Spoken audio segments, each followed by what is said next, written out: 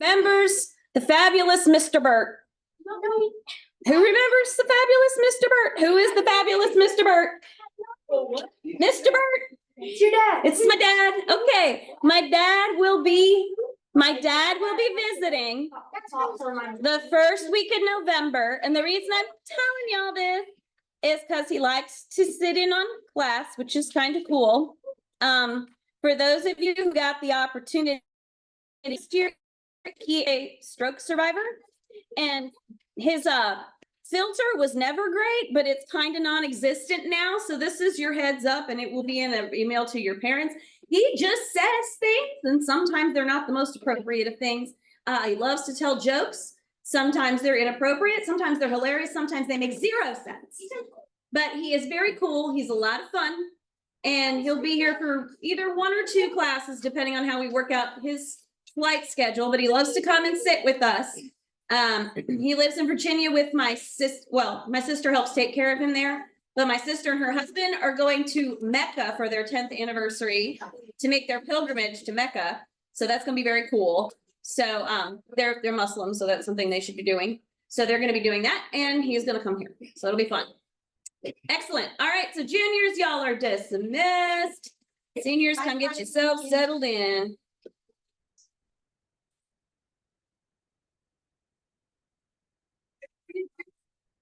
Yeah. I'm a junior. What are you expecting? I gotta be questions. I'm a junior, but I think I go to sport. So you still on me? Silly. Yeah.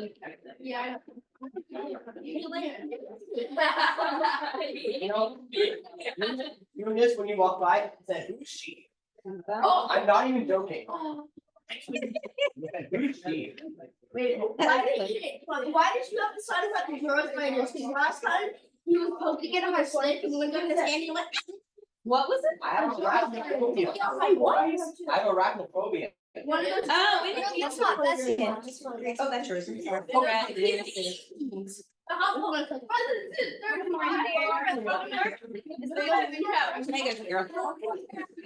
You're sorry, it's taken, bro. Yeah.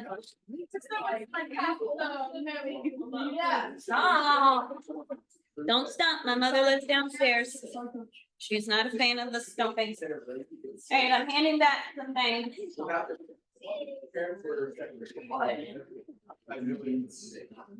What?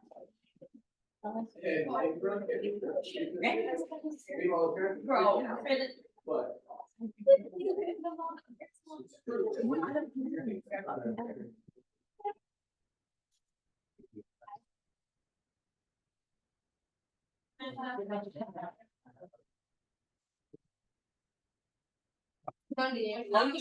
Only 98.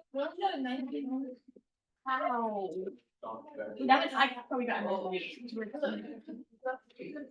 Yeah, I definitely probably got I guess I probably got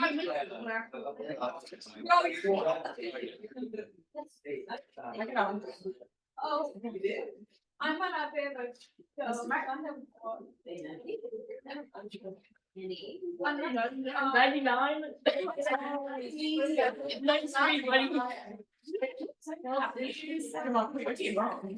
93.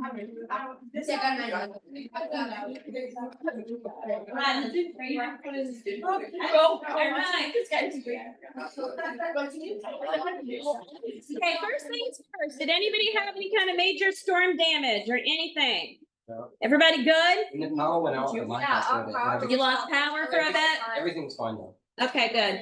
We didn't lose power, but the river got about as high as it's ever gotten in the 7 years we've been here. It got really high. Jason actually went down there on Thursday ahead of the storm and got some footage that ended up on the news, which we all thought was hilarious.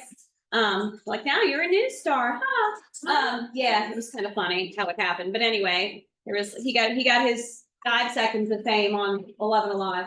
Of getting video there. And then another friend of mine whose husband's a pharmacist, he got like a 5-minute spot on the news telling people to get their prescriptions early. It was hilarious because he looked super anxious, but only if you knew him. Like if you didn't know him, he looked fine, but knowing him, he was really stiff. So anyway, and there's another one, right? There's another hurricane brewing that may be coming this way within the next 2 weeks. So keep your eyes on it.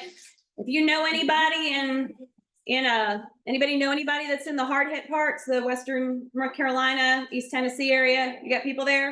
Are they doing okay? Do you know? School is canceled and that. Yeah, school for sure. Are the people that you know okay? Food, water? Yeah, you good? My teacher, the daughter said that, North Carolina,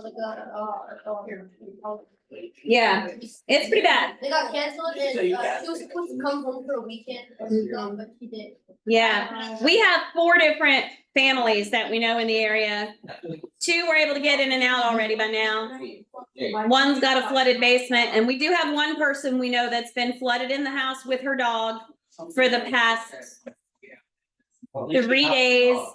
But she's out of dog food and she's nearly out of people food, and it's rough. So nobody can get to her. It's, Dog ate you. well, it's weird because like, so her wife was in Detroit and then she couldn't get home. The closest she could get was Nashville, and she can't drive, so she's just stuck in her house with her dog with like no electricity and no water and nothing, huh? No, I just checked on her this morning. I don't have any updates, so I don't know. Anyway, and did everybody check out the Joro spider on your way in? Yeah. Okay, if you didn't see her on the way out, have a look. Usually Joros make these little kind of scrubby, non-symmetrical kind of, long tether looking like nets, but webs. But this one made an orb that's nearly 3 feet wide. It's gigantic. It's the biggest orb I've ever seen any spider make ever, and it's huge. Yeah, don't let it make you egg that, because they have like 4,000. They're invasive too. Yeah, yeah. I have to destroy this one, Liam. Oh, I know. Destroyed one, you? Yep. Yeah. And And the thing is, the one thing that they're good for, so a few years ago, before the Joros came and like took over like they have, we had the brown marmorated stink bugs. They're the ones you keep finding in your house. If you're anything like me, I keep finding them in here. I'm like, how do you get in? So much we started naming. Yeah. Well, those are from East Asia too, and they're not native, and nothing here will eat them, except the Joros. The Joro spiders will eat the brown marmorated stink bugs because they're also East Asian. So that, at least there's that, but otherwise they really don't belong here, and our birds don't know what to do with them, and their other predators don't know, and they just kind of, huh? The Joe spiders are eating small leaves. They're eating everything, and they're crazy. Because their legs are like Their tensile strength of their silk is very, very strong, stronger than most, and they're very impressive. So anyway, she did some beautiful work out there. So, all right. So this lesson is gonna get a little woo woo at one point, and you'll know when we get there. It's a little woo woo. You'll see what I mean when we get there. It's fun, but it's interesting. All right. So we're talking about trends in the periodic table today. So periodic trends, are we all good now? Are related to atomic structure of elements, which is what you just did with lab. So when we talk about ionization energy, electronegativity, electron affinity, what is that trend as you move across a period? So left to right, what is the trend for ionization energy, electronegativity, and electron affinity? What's the trend? Does anybody know what I mean by that? What do you think, Jordan? Okay. Which one? So ionization energy, electronegativity, and electron affinity. What's the trend as you move from left to right across a period? Okay. Ionization energy increases from left to right. Yep. So what must the others do if I'm lumping them together? Ionization energy, electron affinity. There you go. Okay, they all increase. If you look, see the arrow? Gets bigger that direction. So your blue ionization energy, your green electronegativity here, and then this purple electron affinity, right? Okay.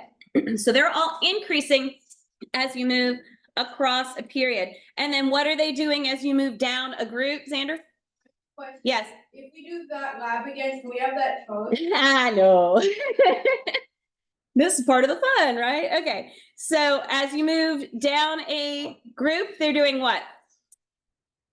Look at the arrows. What do they do as you move down the group?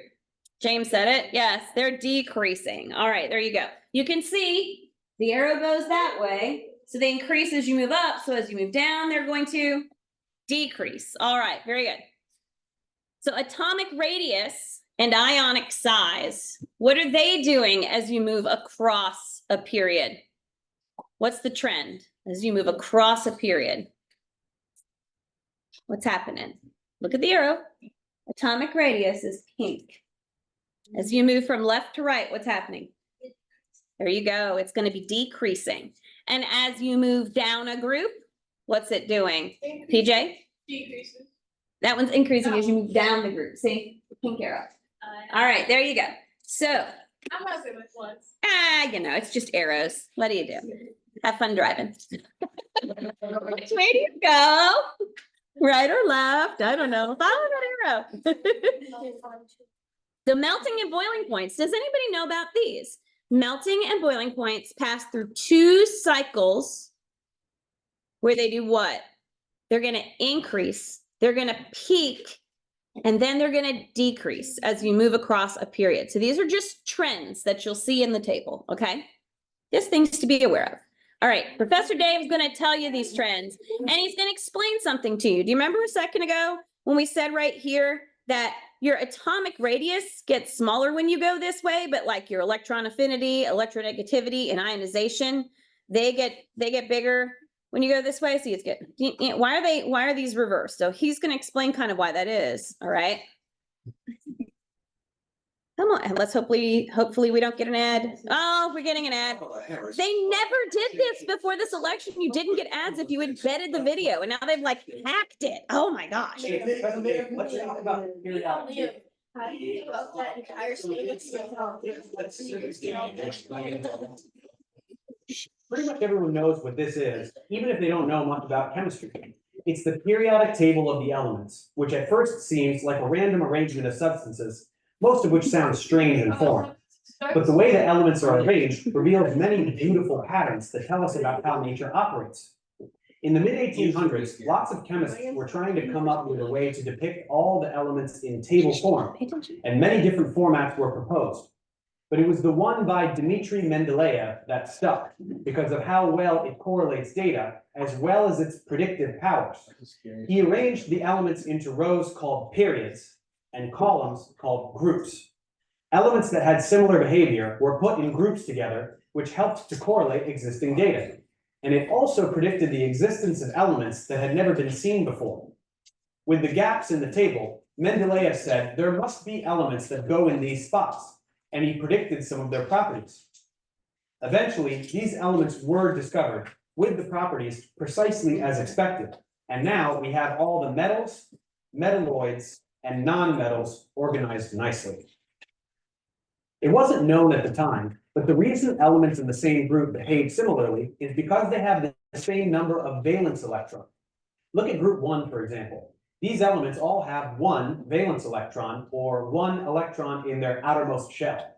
As you go down the table and n increases, you gain a shell each time, but whichever is the outermost shell, there is only one electron in it. Every element in group 2 has 2 electrons in its outermost shell, and so forth. This simple fact determines many characteristics about each element in ways we will continue to see as we learn more chemistry. There are some periodic trends that we can recognize when we look at the table. The first one is atomic radius, or the size of the atom. As we proceed downwards on the table, atomic size increases because we add shell. As we go to the right, atomic radius decreases because we are moving within a shell, and each element to the right has one more proton in the nucleus than the last. So there is a stronger electromagnetic attraction felt by the electrons, and the radius shrinks. That means overall, atomic radius increases going this way on the periodic table. Ionic radius is a little different. Electrons repel each other, so adding an electron makes an atom bigger. Taking one away makes it smaller. Ions with the same electron configuration will have their radii decrease as the atomic number increases. Next, we look at ionization energy. This is the energy required to remove an electron from the atom. It will always be an electron in the outermost shell. The electromagnetic force that attracts the electrons to the protons drops off very quickly with distance. So the farther away an electron is from the nucleus, the easier it is to pull it away. This means the ionization energy trend is precisely the opposite of the atomic radius trend. Francium, a very large atom with only one valence electron, will be easy to ionize because the electron is so far away from the nucleus, and atoms like to have their outermost shell completely full. Losing the electron means this shell is gone and the one below is completely full, so elements in group 1 will easily lose one electron. Looking at the opposite corner with helium, there is only one shell, so the electrons are very close to the nucleus, and the shell is full, so it is very stable. For this reason, it requires much more energy to ionize helium. So the ionization energy increases going this way on the periodic table. Elements can have successive ionization energies for removing more than one electron. A second ionization energy will always be greater than the first and continue to increase from there, since the more electrons you remove, the less stable the atom becomes. An element will have a huge jump in ionization energy after you take the last one in a shell, because then you jump to the noble gas electron configuration from the previous shell, which is full. So it really won't want to give up any more electrons. There are just a couple exceptions to the ionization energy trend, but we can rationalize them. Look, for example, at the second row. From lithium to neon, the ionization energy should increase each time we add a proton to the nucleus and the radius contracts a little. But something like oxygen, which dips downwards from nitrogen's ionization energy, does so because of orbital symmetry. Here is nitrogen's orbital diagram, as well as oxygen's. Notice that nitrogen's 2p orbitals are precisely half full. This gives nitrogen a special stability, just like elements that have a full outermost shell. If nitrogen loses an electron, it loses that special stability. But if oxygen loses an electron, it will gain that special stability.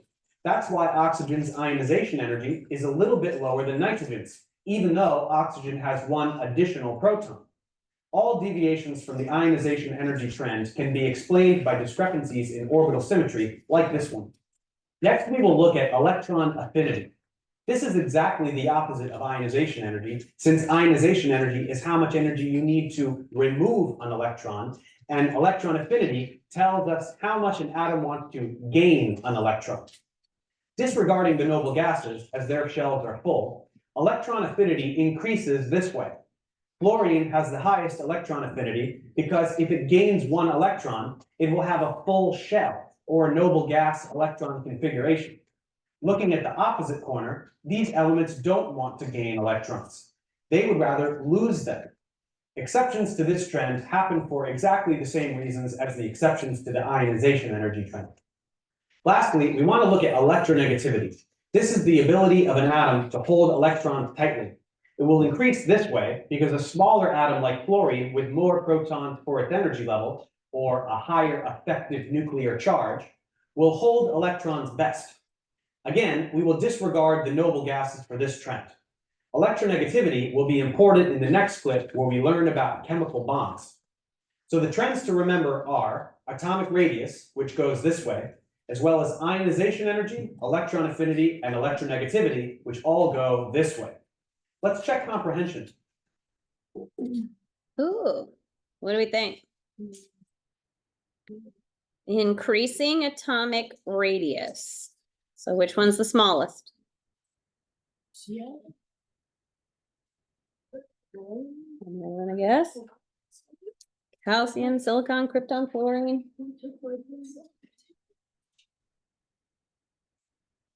Give you a second. All right. Dance the marimba.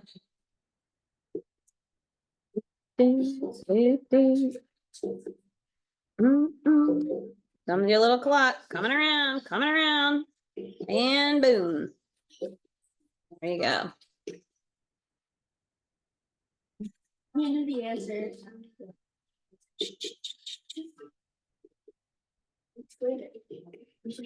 Thanks for watching, guys. Yes, Professor Dave, we love you, Professor Dave.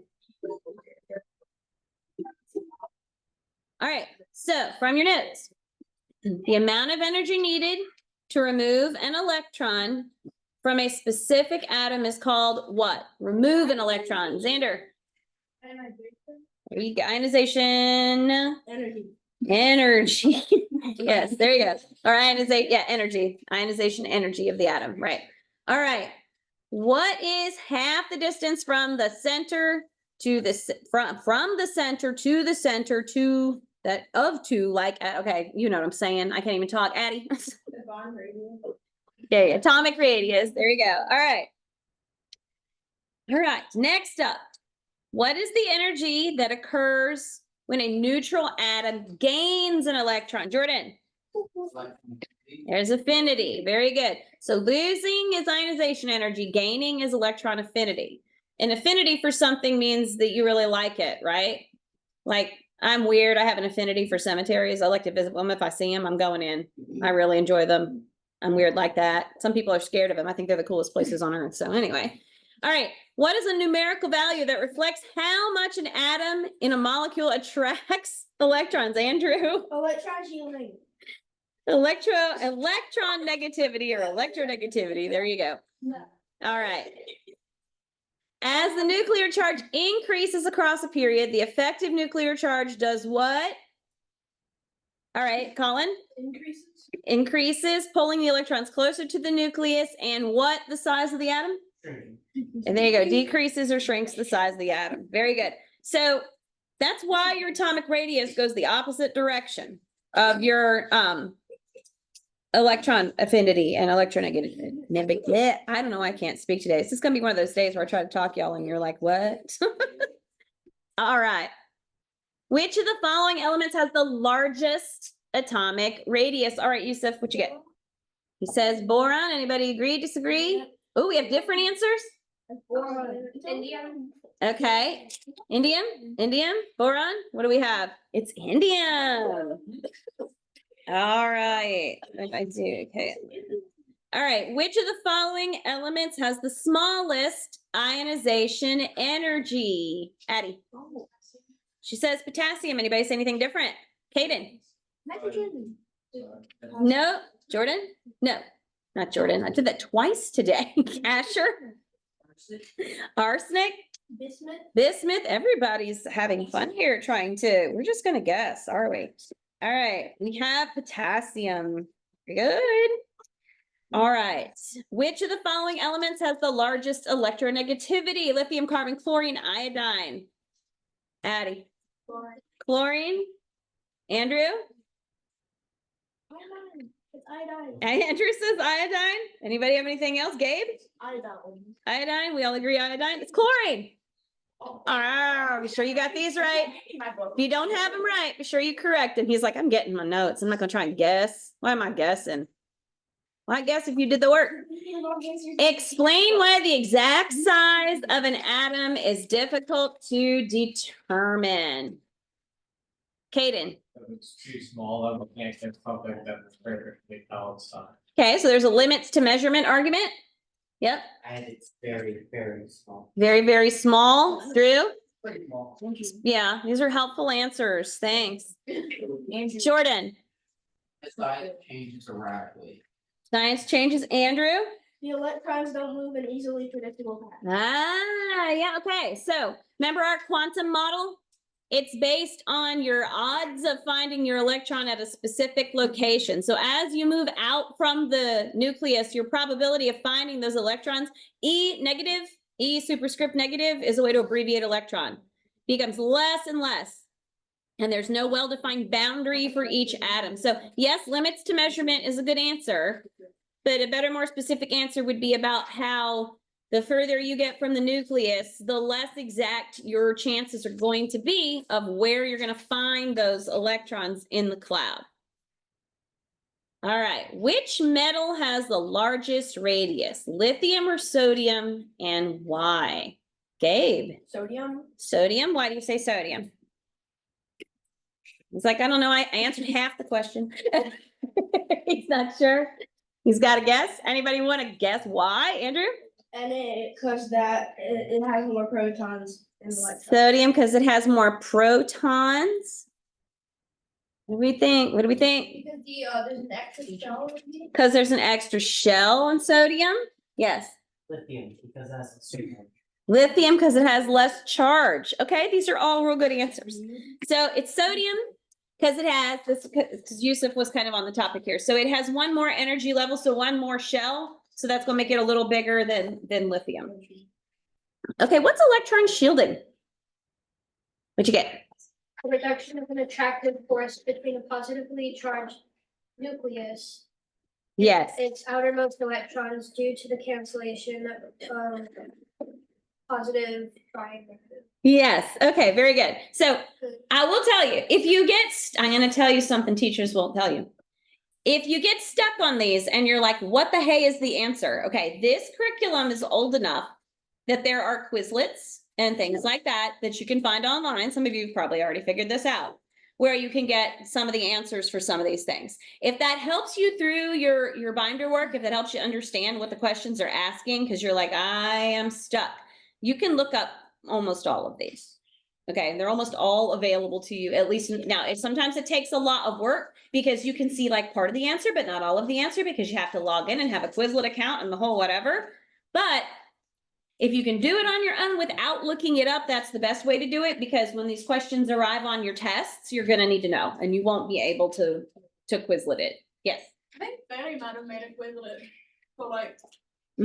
There's a lot, and this particular book, this edition is not very different from the ones that came after it. So even the more modern editions of this book are nearly identical. So a lot of the questions are the same. So you can find it.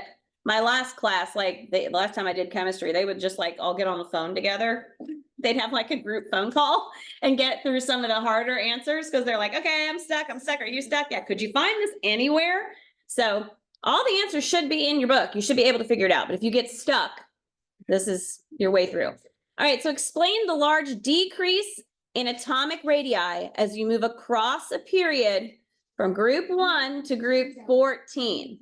All right, so this is what Professor Jave was just talking about. Does anybody have an answer for this one? All right, so what's happening is your radius across a period, because your valence electrons are being added to the same energy level at the same time, the nucleus is increasing in protons. So what you're getting is the increase in nuclear charge attracts the electrons more strongly. So you would think as you go this way, you're adding more shells, right? So they should get bigger. But at the same time, if say you're in your second shell and you've got more protons in the middle, those are still pulling those electrons toward the center. So you get some level of decrease because of that. All right. Does that make sense?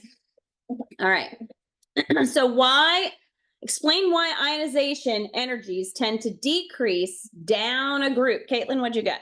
Each element has more occupied energy levels than the one above it. There you go. So further you go down a group in the periodic table, the further away the valence electrons are from the nucleus. So each electron's attraction to a nucleus is described by Coulomb's law, you're looking for it, which states that force varies according to the inverse square of the distance from the nucleus. So if you want to be real nerdy, force varies according to the inverse square of the distance from the nucleus. There's your actual math for it, which you don't need to do. You're not going to need to do that, but it's a thing, right? All right, give y'all a second. Make sure everybody make sure you've got these answers, right? You do have tests and whatnot in the future. Like this week. What? Oh yeah, this is it. You just finished unit 3. Okay. It's gonna be in the video. Just look at And your slideshows in Dropbox. All right, explain the large increase in electronegativity as you move across a period. Why is it getting bigger? Why is your electronegativity getting stronger as you move across a period? Anybody have this one? All right, so as you move across a period, each atom has one more proton and one more electron in the same principal energy level than the one before it. Therefore, the electron shielding doesn't change. The nuclear charge increases across a period, attracting electrons more strongly. So again, you've got more electrons, therefore more attraction. You got that? Anybody need to write that down or take a picture? All right, so looking at our table, this is going to be increases or decreases. So ionization energy from left to right does what, everybody? All right, down a group? Atomic radius left to right. Down a group. Electronegativity left to right. Down a group. Ionic size. Oh, decrease. Down a group. And down a group is going to be increase. And then electron affinity. Oh, who says increase? We're confused. We don't know. Increase. And then decrease. All right.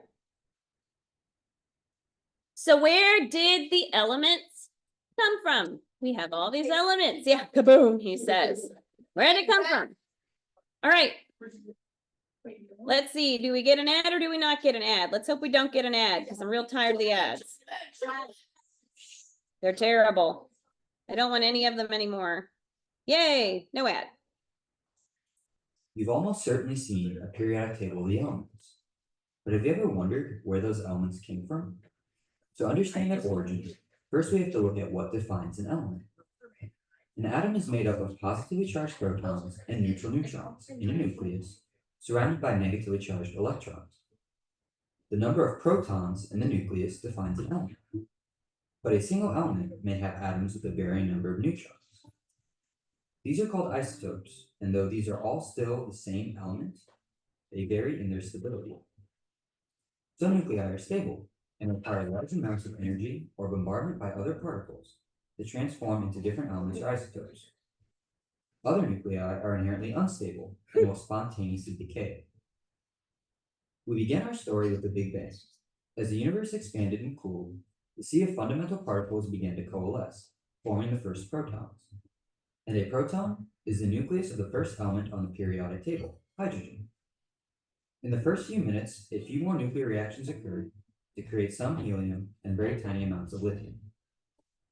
At this point, synthesis of larger elements was put on hold until the inhomogeneity of the universe led to the formation of stars, which could become hot enough to allow for further reactions. Many stars start off small and are fueled by their ability to fuse hydrogen into helium, much like our own sun. Once their hydrogen fuel has been used up, stars which are massive enough go on to fuse together larger elements, while they themselves increase in size and temperature. But there is a limit to a star's ability to fuse smaller elements into larger ones. When small nuclei are fused together, the nuclear reaction releases energy, supplying the pressure needed to keep a large star from collapsing onto itself. But we reach a problem when a star forms iron-56. The nucleus of this isotope of iron is the most stable nucleus in nature, meaning that it can't be fused further to fuel a star. In other words, stellar nucleosynthesis halts at iron. At this point, the star has no energy to overcome gravity, causing it to implode and then rebound to explode in what we call a supernova. During a supernova, intense amounts of heat and gamma rays are produced. These gamma rays go on to break apart some iron nuclei into, among other things, copious amounts of neutrons. Intact iron then acts as a seed, capturing these neutrons and then decaying into new, heavier elements. Some of these new elements can even undergo nuclear fission to produce other ones. This process in a supernova is a primary one responsible for creating every element past iron, all the way up to plutonium. And since it is an explosion, all of these atoms are sent flying throughout the universe. But that still leaves a few more elements. Backtracking a bit, lithium, beryllium, and boron are not made in large quantities in stars. That's because these elements tend to be used up almost as soon as they are synthesized.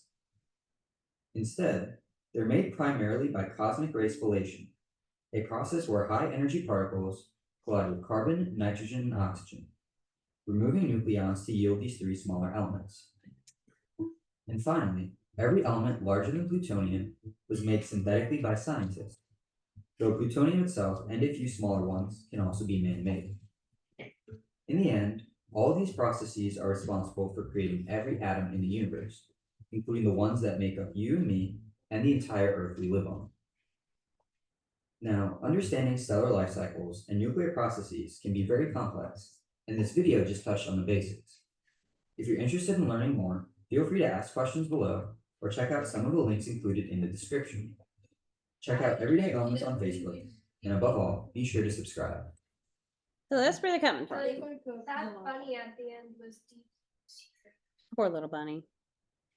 So our natural versus synthetic. The 93 natural elements were formed in the interior of what? Stars. Okay, there you go. Synthetic elements or elements whose atomic numbers are greater than 93. How do we make them? Do you know? They're man-made. How are we doing it? Do you know? Do you know, Rylan? Particle accelerators. Okay, now we're gonna go from like super awesome sciencey cool to that little woo-woo bit I told you about. Right? Hold on to your hats. It's gonna get interesting.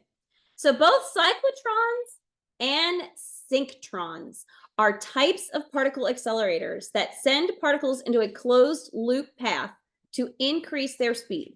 However, they differ in their shape of the loop and how they accelerate particles. So cyclotron accelerates particles in a spiral pattern, and because of its magnetic field is constant. And as the particle accelerates, its velocity increases, causing it to move in a path of a greater radius. To keep the particle constrained to a circular orbit, a magnetic field is increased to keep pace with the increased velocity. And then you have a synchrotron that adjusts the magnetic field to keep the particles in a circular orbit. Magnetic field increases over time to synchronize with the increasing kinetic energy of the particles. The loop can be a circle, oval, or a polygon with rounded corners because different assemblies can perform the tasks of bending, focusing, and accelerating the particles at different times. Radio frequency cavities spaced around the loop handle the task of accelerating the beam. All right, so basically you've got particles being spun around and around and around and around really fast. All right, now, this is the Hadron Collider. All right, so if you've never looked at this or learned about this, this is pretty cool. All right. In 2020. This has got to stop. Go away. And moving on. Here we go. The Large Hadron Collider. It's a massive, beautiful piece of human ingenuity, engineering, and wait a minute, that's not the LHC. This is the LHC. There you go.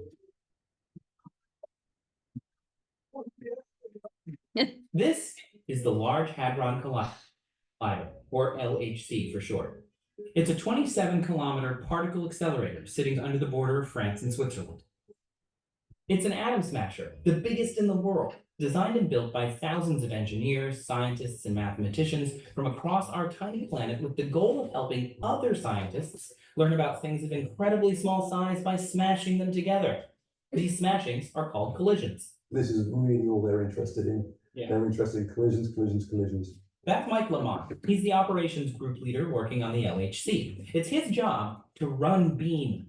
BEAM being nerdy lingo for bunches of hydrogen protons that fill up the LHC. The LHC is a ring containing two beams going in opposite directions. But if we look closer, that beam is actually made up of bunches of protons. In fact, each bunch has about 100 billion protons each, and these bunches are about 30 centimeters long, typically about a millimeter dimensions as they're going around the ring.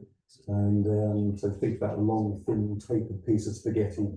Incredibly powerful superconducting magnets keep the beams flying at nearly the speed of light with the aim of making these proton bunches hit. We pass these thin hairs through each other, and we get about 30 collisions.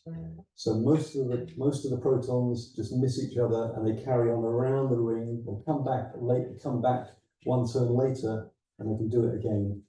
And the reason why they miss each other is because atoms are mostly empty space. So getting them to collide is incredibly difficult. It would be like standing 10 kilometers apart and trying to shoot two needle-thin arrows at each other so they hit halfway. So the key is to do this a lot. The target this year, just to put in context, is about 800 million collisions a second. So we really have to work hard to get that rate. Hundreds of millions per second is insane. Imagine trying to control a proton traveling at nearly the speed of light. To keep the bunches on track, the LHC uses dipole magnets, or two magnets. But when they need to steer the protons, they use quadrupole magnets, or four, one on each compass point, applying 300 to 400 metric tons of force per meter. So we take our pieces of spaghetti and focus them down with very strong quadrupole magnets, which are like lenses, to get them down to the diameter of a human hair as we pass them through each other in the center of the experiments. And that is why the LHC is in the business of collisions. The LHC is sort of like your power company, but instead of providing electricity, they're generating collisions. More collisions, more better. They spend all their effort to try and get these bunches of hydrogen ions to hit inside of other scientists' experiments. Of course, having a collision is great, but if a proton collides in the woods and no one's there, does it make a boson? Who knows? The scientists still have to be watching at just the right fraction of a second to discover a new particle. That's where these experiments come in. They sit on the LHC ring at collision points, and they're probably what you think of when you hear Large Hadron Collider. The famous ones are ATLAS and CMS, which spotted the famous Higgs boson back in 2013. It's called CMS, compact muon solenoid. However, it really is not compact. It's a relative term. As you can see, nothing of that size is compact. Dr. Talika Bose sits in the control room of the CMS waiting for an exciting collision to happen inside her 3-story science experiment, all thanks to the LHC. So they collide about 25 nanoseconds. So you have a bunch colliding with another bunch. You may have a proton here and a proton here, which has a hard, what we call scattering, a hard event, and out of that comes out a whole mess of particles. This is what she's talking about. When 2 protons collide, it looks like this. To you and me, this may look like a whole mess of particle parts, but to Dr. Bose, this mess can actually tell you what's inside a proton. There are 2 important pieces of information that we get from this. One is whether it's curving this way or if it's curving that way. That tells us whether it's positively charged or negatively charged. And then how large is the radius of curvature? Because it could be curving like this, or it could be curving in a much larger radius. And this has a direct relationship with essentially what the velocity and consequently what the momentum of the particle is. And this is why the LHC is awesome. Dr. Bose is basically watching millions of proton car crashes in order to reverse engineer the automobile. Smashing atoms together can reveal what they're made of, but instead of injectors, plastic, steel, and glass, physicists find neutrons, kaons, pions, muons, and neutrinos.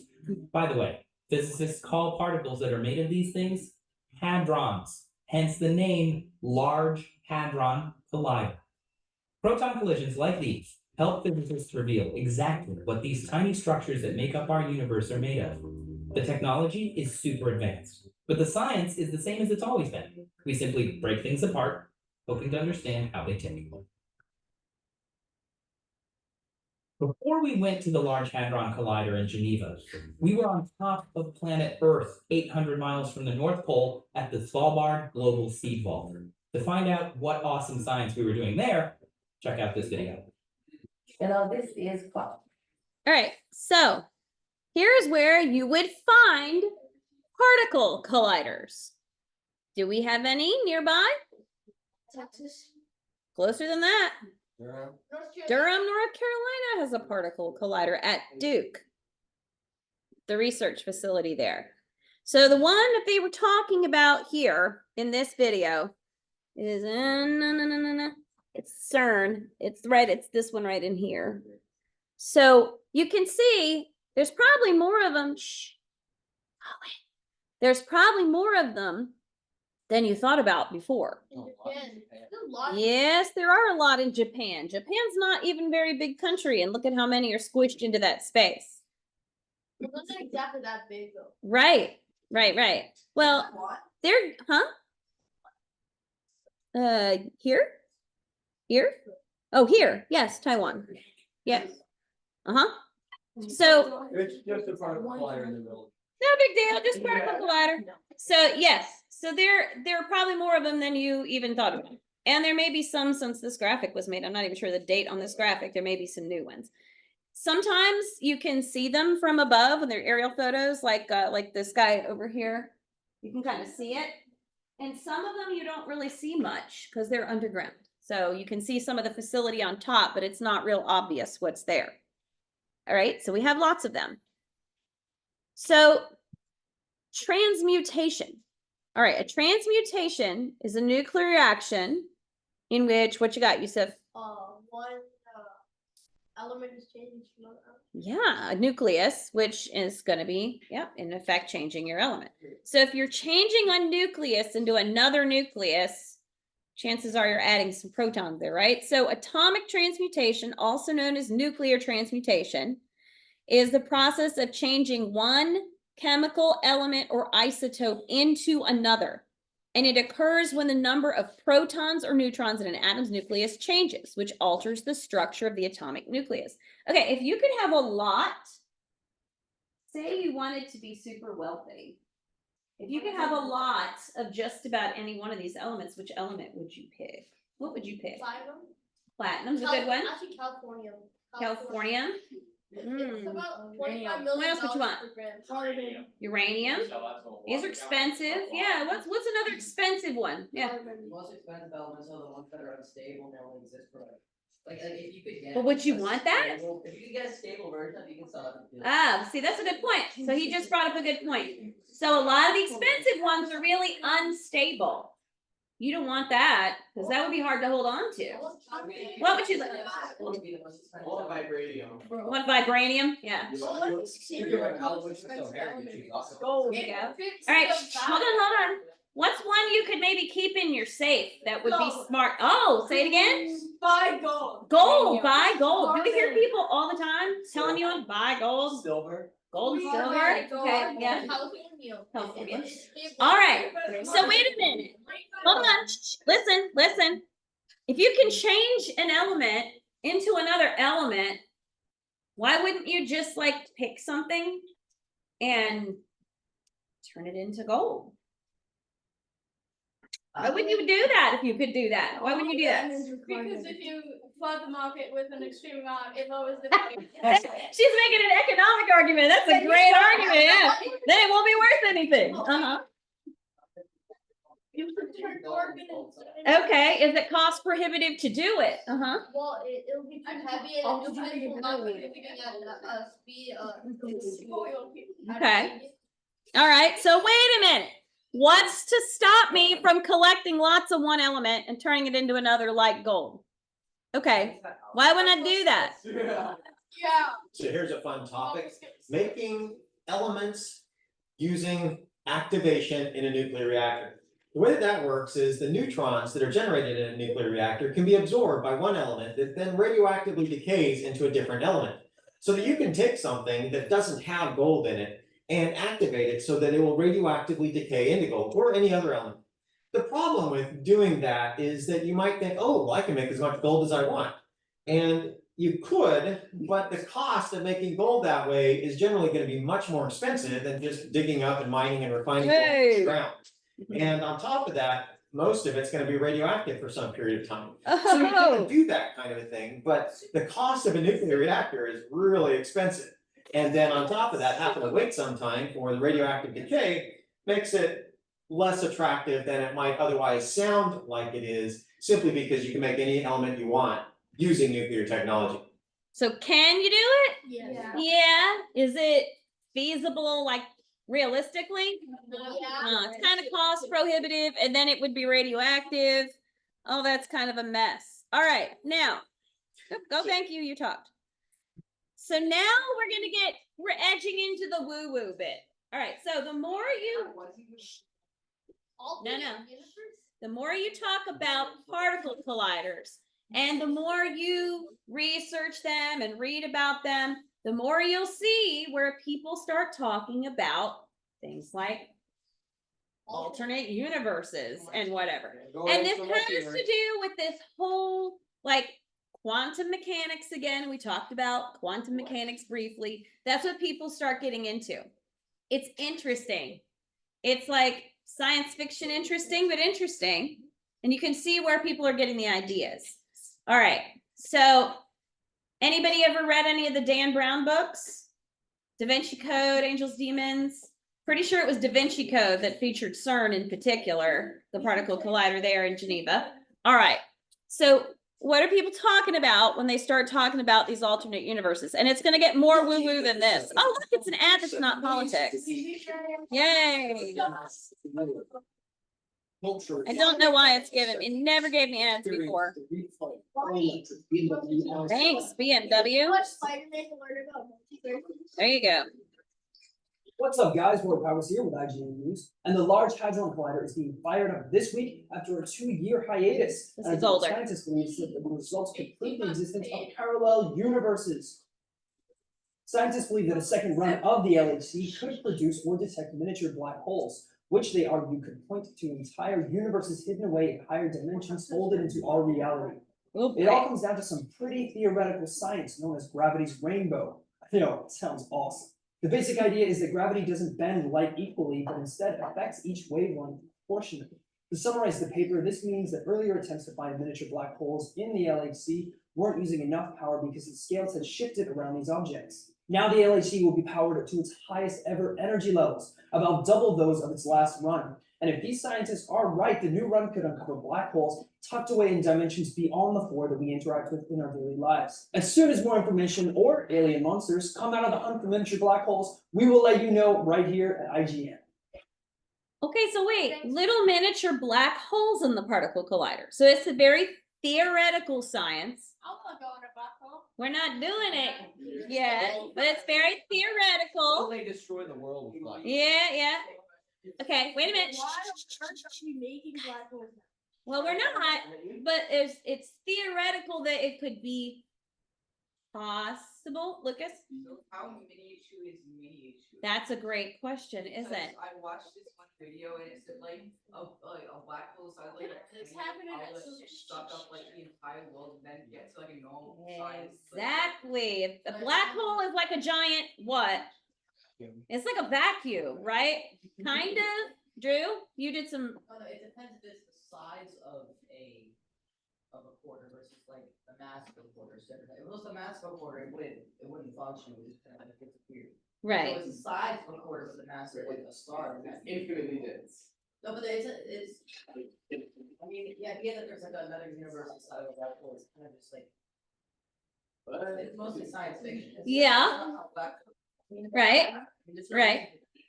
Right. Okay. All right. PJ. Yeah. Okay. Wait, guys. I don't know. Was there? There probably was. I mean, they've done just about every kind of thing.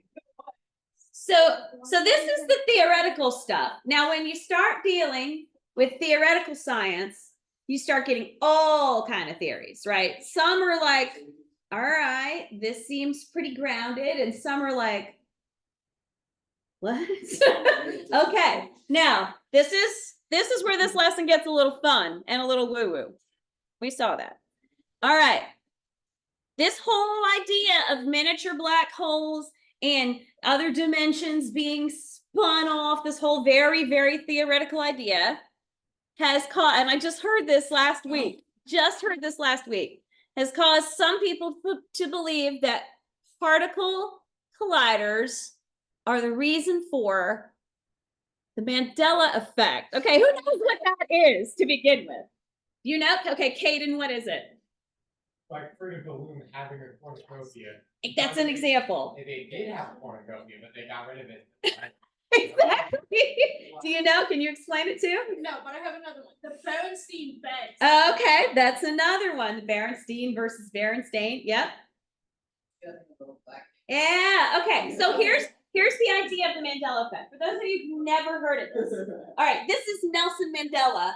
All right, Nelson Mandela. Does anybody know who Nelson Mandela is? The guy who discovered the Mandela. No. Good guess though. So Nelson Mandela. What do you know? Okay, tell me, Lucas. He really does. Like sweet India. Not India. South Africa. Okay, South Africa had a system of apartheid. Does anybody know what that is? Okay, apartheid is kind of like it's like legalized racial separation.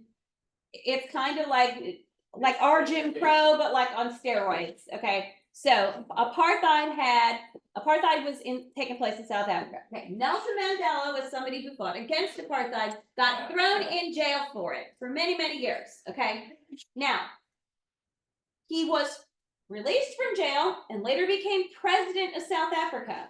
But there are people who swear would give their right arm that believe that they vividly remember Nelson Mandela dying in jail and his wife Winnie taking on the mantle of his cause and moving forward.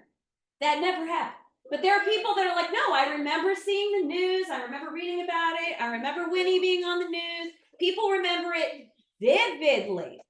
And because it was like the first thing kind of talked about, it's called the Mandela effect. Now there's other things too. Hang on, some of them aren't just logos. For example, you guys are probably a little young to know who I'm talking about. There's an actor, comedian called Sinbad. Anybody know who Sinbad is? Okay, Sinbad, there was a whole group of people who completely remember Sinbad being in a movie called Shazam where he played a genie. Yeah. Never happened. Yeah. Never happened. Some people think it's been confused with Shaquille O'Neal playing in a movie called Kazam, but Shaquille O'Neal and Sinbad don't look all that much alike. Sinbad, being the topic of a huge Mandela effect conversation, has tried to figure it out himself. He's like, well, in one of my movies, I did kind of poke out of a mailbox. Maybe people are thinking that I'm coming out of a genie lamp, like in their brain. So the Mandela effect is the idea that a whole group of people, not just like one person, but like a group of people, have a vivid memory of something happening that never happened. And some of it is logos, like you talked about Fruit of the Loom, Kaden. Picture the Fruit of the Loom logo in your head. Everybody knows what I'm talking about, like men's underwear and ladies' underwear too. Yeah, that there's fruit and there's like this cornucopia. Apparently there was never a cornucopia, but if you'd asked me, I'd have said there was. There's not one. And I'm gonna show you a whole bunch of them. But here's why people think, here's why these people, the kind of woo-woo people, I said it gets woo-woo here. Here's why they think it has to do with the collider. Because all the memories that people can attribute to the Mandela effect are post-invention of the Hadron Collider. And started around the time, oh yeah. Is that what agreement? Yeah, okay. But started around the time. He looks like Nelson Mandela. Yeah. Started around the time that our first collisions were occurring, and because of this whole black hole alternate universe. So some people think there were alternate timelines, and that's why we're all confused. Kaden, do you have something? People find patents of a cornucopia being in the Fruit of the Loom logo. See, man, I would have told you it was there, Drew. Maybe it became because of the popularization of the internet around the same time. It could, see, these are good ways to think. Yep. Somebody actually found a shirt in her drawer that had the. Somebody actually found it with that? Yeah. Okay, There's also a Monopoly one. The Monopoly, yeah, that's in the video. Okay, so wait a minute, we're gonna watch one. All right, so real quick, this podcast right here, I listened to this one last week, and they had an entire podcast on the Mandela effect. So if you want lots of examples, you can go listen to So Supernatural from last week. The whole thing was Mandela effect. And that's where I first heard for the first time that people were blaming it on the Hadron Collider. Okay, so a wax session. Oh gosh. I need to figure out how to get rid of them now that they've changed the rules. Yeah.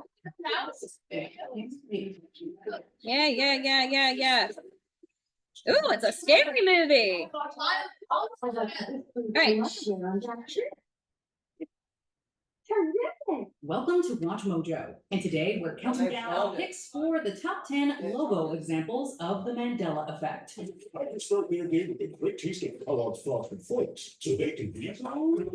this list, looking at the collective false memories people have when it comes to logos and mascots of various brands and companies. Is there a logo that you feel has mysteriously changed? Let us know in the comments below.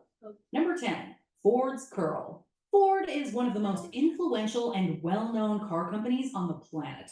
In fact, they've been making vehicles for over a century. And while you'd think that such a long-lasting brand's logo would be imprinted in everyone's memory, many motorheads have had to pump the brakes when they see it today. A lot of people are confused about the logo's curlicue on the end of the F. You recognize this part of the Ford logo, and I say most people never noticed it. It's a weird little squiggle in the F. Having been a part of the logo since 1911, it's certainly not a recent addition. The logo many remember, however, has no such curl, with the F in a straight line. Jesus. Why is that a squiggle? Why is it? I never squiggle? saw that. That's ridiculous. Yeah, this is a Ford Shuffle. Number 9, Jif or Jiffy. While this is more of a brand name Mandela effect, the logo may play a role in the confusion. Jif is the peanut butter of choice for many, including moms, as the ad used to say. Why did you pick Jif? But there are those who remember the name of this particular brand of peanut butter as Jiffy, not Jif. The logo itself does suggest 3 letters to go with its 3 colored bars. It is possible that people are just conflating it with rival peanut butter brand Skippy, or it could be tied to Jiffy Lube, the car service chain. Maybe it's from Jiffy Pop, the popcorn brand. Whatever the case, this Mandela effect has made us hungry. Number 8, 7-Up's hyphen. 7-Up is a fairly popular soft drink with its distinctive green color scheme accented by a red dot. However, the location of this dot and its role has caused some serious debate.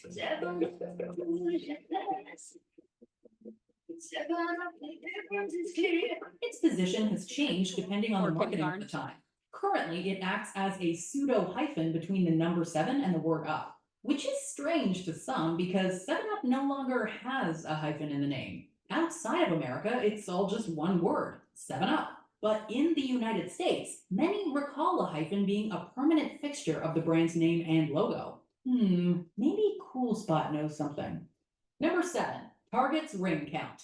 Target has a very distinct brand for being an all-in-one store. Their logo is fairly memorable too, with their red and white color scheme featuring prominently in advertising campaigns. Still, as famous as its logo is, it misses the mark for some people. The Target has a red dot with a single red ring around it. However, some people remember the logo having multiple rings. So many rings! And while the logo did have multiple rings in the 1960s, folks recall the logo being different much more recently. I didn't know that either. Which begs the question, is this a false memory or a bullseye recollection?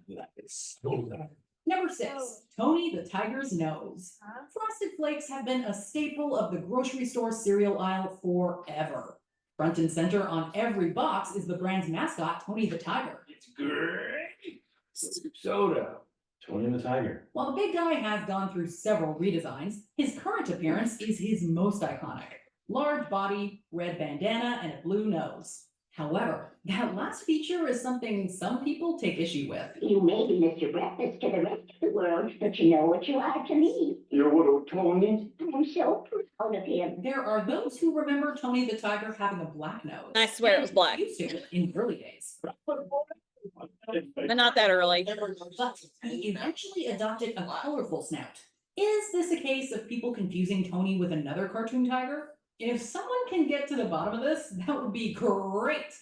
Number 5, the Quaker Oats man's hat and age. Quaker Oats has been around for almost 150 years. Known for their breakfast cereals, both hot and cold, Quaker Oats has featured a consistent mascot. I think he looks like the Quaker Oats guy. Based on William Penn, a real-life Quaker from the 17th century, some have begun to question this mascot's appearance.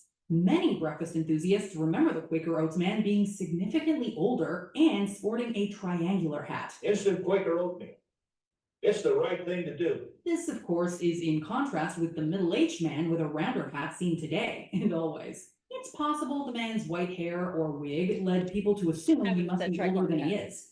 Triangular hats were also associated with the time period and the culture of Quakers. You know what? Let's discuss this over a bowl of cereal. No, I'm not some point maker, shot taker, making girls hot like Oats the Quaker. Number 4, the Laughing Cow's rings. A French cheese brand, the Laughing Cow, features a mascot that is, surprise, surprise, a laughing bovine. The logo features the crimson cow with a jovial expression on every product. But there's some disagreement when it comes to this farm animal's accessories. Many cheese lovers swear that the happy mascot used to have gold rings, either in her ears or through her nose, or both. I thought she did too. Yeah. A special cow. That's not right. I'm with Cow you. does indeed have earrings, but her ear tags are instead shaped like the packages a lot of the cheese comes in. This cheesy mystery is no laughing matter. Laughing cow. It's gotta be a happy farm, right? Number 3, the Monopoly Man's Monocle. The beloved mascot of the board game Monopoly is named Rich Uncle Pennybags, but you may refer to him as Mr. Monopoly or simply the Monopoly Man. This look embodies that of a filthy rich tycoon. Top hat, mustache, monocle. Wait, that last one may be a false memory. Mr. Monopoly has apparently never had a monocle. Who is this ghastly man? Ace Ventura, pet detective, and you must be the Monopoly guy. Plenty of people and TV shows have referenced this detail in their parodies. But when it comes to official merchandise, that monocle is about as real as Monopoly money. Could people be confusing him with Mr. Peanut? Or has someone sent part of our collective reality directly to jail? Do not pass go. Do not collect $200. Oh, no. No. 3, 2, 1, go away. Number 2, the Starbucks star. Starbucks is arguably the biggest name in coffee. Yeah, there's Dunkin' Donuts and Tim Hortons out there, but Starbucks is the global brand that everyone knows. Hey, Seattle, Space Needle, Starbucks. Or so you would think. Despite the millions of cups likely sold since the start of this video, some Starbucks patrons are surprised about something on its famous logo, the star above the mythological siren's head. Many customers remember the logo having only a crown with no star above it. Well, the siren did indeed lack a star at one point, but that was before its iconic green look. If anyone does decide to devote themselves to this potential mystery, they'll definitely need a lot of caffeine. We're just saying. Oh, I didn't flush. I want you to come see it. Looks like the Starbucks mermaid. Before we get further, be sure to subscribe to our channel and ring the bell to get notified about our latest videos. You have the option to be notified. So, yeah. Has anybody else realized that a lot of these Mandela effects started once like internet was a thing? Yeah, definitely said, yeah, I think somebody back there mentioned it. Yeah, once the internet was invented is when you start seeing more of them too. So that's one of those variables. If you're trying to make a hypothesis about what causes it, that's a variable to consider. There are TED Talks where people try and explain what causes these collective incorrect memories, but it's an interesting little side journey, should you care to take it. Lucas. Oh. It was 2 minutes ago. Yeah, write it down. Write it down and put it over there. I raised my hand. You missed your Oh. It's okay.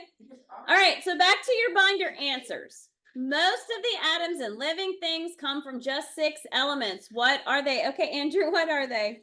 Carbon, hydrogen, oxygen, nitrogen, phosphorus, and sulfur. Yes, these are, in biology, we call these schnapps. CHNOPS, schnapps. These are what most living things are made of. Yeah, schnapps. So when we do biology next year, you'll hear the same thing again. Immediately after the Big Bang, temperatures were extremely high and only what could exist? PJ? Energy. Only energy could exist. Okay. As the universe began to cool, energy was converted to, Jordan? Matter in the form of electrons, protons. Right. Very good. There you go. All right. As the universe continued to cool, these particles joined and formed the first 2 elements, which are, Xander. There you go. Hydrogen and helium. And this is what's going on in the sun today, right? This is what we have. The temperatures in stars get high enough to fuse. Asher? No, okay, give it up. You what now? Are you guessing or no? Not guessing?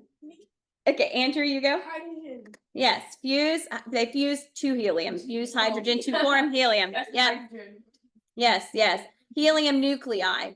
Or hydrogen nuclei with high atomic. Okay. Yeah, you go either way, really. Massive atoms such as iron and nickel formed by repeated what, Gabe? Fusion reaction. Fusion reactions. When a massive star is converted, almost all its core, hydrogen and helium, into heavy elements, it collapses and blows apart in an explosion called, what's the explosion called? James? Yeah. This is your supernova. A nuclear reaction that changes one nucleus into another by radioactive disintegration or by bombardment with other particles is called, Addie. There you go, transmutation. All right, elements that chemists have created are called what, Caitlin? Synthetic elements. special equipment that scientists use to create elements are called, oh, Yusuf, particle colliders or accelerators. Uh-huh. All right. There are 93 naturally occurring elements, yet the periodic table contains 113. Why? What's the difference between the two? All right, Escher. Yes, so 93 occur in nature or in space. The remaining 20 are synthetic. Why are there limits to the synthetic elements that a cyclotron can produce? Jordan. Cyclotron can only put so much energy into the particle with the way that it's designed. Yeah, that's a good answer. So as the particles accelerate too, they're getting bigger and bigger and they're becoming more massive. And the current equipment is limited in its ability to accelerate more massive particles quickly enough to create new elements. Also, as those particles become more massive, they're less stable too. Some of them only exist for a fraction of a second and then they don't exist anymore after that. Yes, Lucas. That the synthetic elements all don't exist on other planets. They could, but we've not seen them. So we have no evidence of that. And we have created them here. So we've synthesized them. So we're unaware of their existence within our solar system. Could they be elsewhere? That could be, but then again, a lot of them, like we're saying, a lot of them are not stable and only exist for a second anyway. So you'd have to be, yeah, I was gonna say you'd have to be under some very specific conditions for them to exist in some sort of natural condition. And they're certainly not a condition we're aware of anywhere. Doesn't mean it doesn't exist necessarily, but we're not aware of it anywhere. Yeah. I have a good question. If you put two humans in a particle accelerator and you accelerate them, will you get a Iron Man or something? I think you would get a really disgusting explosion of humans. That would not be great. Andrew. Some guy was working on the Hadron Collider once and it went off and put a hole through his head and he's still alive. Really? Oh, I've not heard that story. That sounds crazy. That's wild. Well, it would be a very, very thin hole. So hopefully it wouldn't do much damage. All right. How does a synchrotron, I cannot speak today, synchrotron accelerate particles to create synthetic elements? Oh, Gabe. It matches the acceleration of the particles. Okay. Yep. Anybody else want to add anything? Andrew? It adds 1 pulse of energy continuously. Okay. So yeah, they're using their magnets and electrical pulses to time the pushes of the particles to sync with their acceleration. What does this remind anybody of? Physical science. When you're timing something to sync with its sort of natural progression. What do we call that? Does anybody remember? It's kind of like when you have a wave, like when a child's on a swing and you push them at just the sweet spot. Do you remember? Frequency. It has to do with frequency. Wavelength. Yeah. Amplitude. Yeah, you're naming them all. What's it called though when you say you're pushing a child on a swing? You can push them at any point, but there's one spot where you get the most out of it. Productive energy. It's a form of constructive. Yeah. Anybody remember resonance? Yes, resonant frequency. It kind of reminds you of the whole idea of resonant frequency. So what is the difficulty in identifying super heavy elements? What is it, Caitlin? They only exist for like a tiny. Yeah, not even, this says a few seconds because that was the answer, but it's not even a few seconds. Sometimes it's fractions of a second. Sometimes it is a few seconds. Sometimes it's fractions of a second. They go by super quickly. All right. Heads up.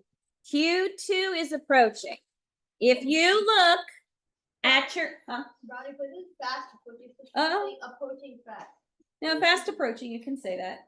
So it's fast approaching.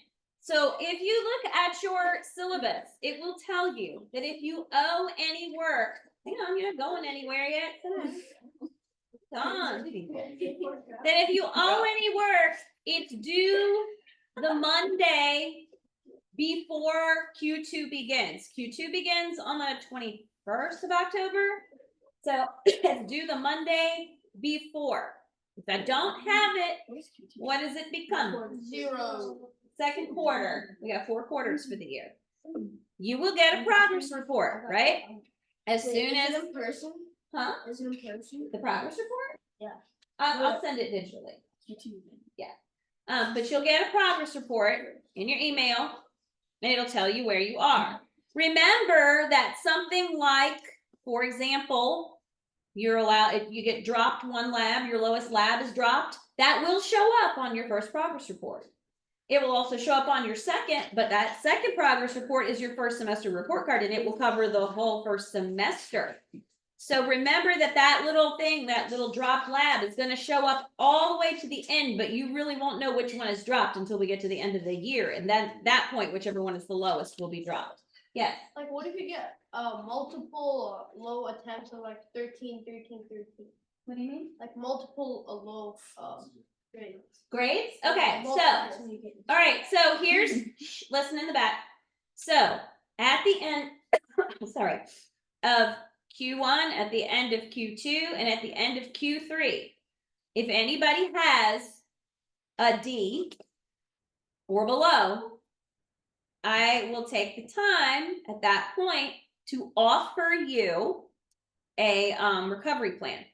I'll say, I am offering you a recovery plan, and then you have to come back to me and say, I want the recovery plan, and then I will write it out, and then you have work to do. And you have to do all the work to potentially bring your grade back up to a C. So if it's below a 70, you'll know, because I will send you along with your report card, with your progress report, a message saying recovery plan. All right. So keep this in mind. Look at your grade book. If I don't have something that you think I should have, you need to tell me. Like, I swear I turned that in. Tell me. All right. Also, I wanted to just off topic, but cordially invite everyone. Drew and I are hosting a trunk or treat at our church. It's the first trunk or treat ever. So Drew and I are doing it. It's a project. If you want candy or if you got little siblings who want candy, come on. It'll be fun. Free candy, right? Who doesn't like free candy? And lastly, here it goes. These are the topics for your Unit 3 test. This was a short unit. Unit 4 is short too. I think it's also only like 2 or 3 lessons. So the good thing about short units is there's less to study. The bad thing about short units is there's often less questions on the test, so you have to get it right. Move, Ashley, you in the way. Give everybody a second. All right, now. Make sure everybody's got it. And you know this, you can access this digitally. Since we have a few minutes left, I wanted to do something. If y'all will humor me. Hold on here. You'll humor me for just a minute. Oh, I'll get it.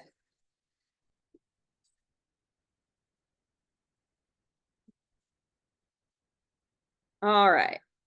Let me make sure this is hooked back up. It's being weird. So I'm trusting you guys to be as awesome as I know you are. I saw something. Oh, it's me. Oh, hold on.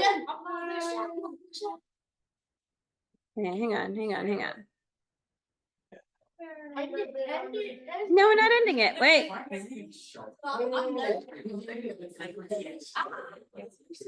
All right. Get small again. Y'all are funny. Look at y'all. Maybe not.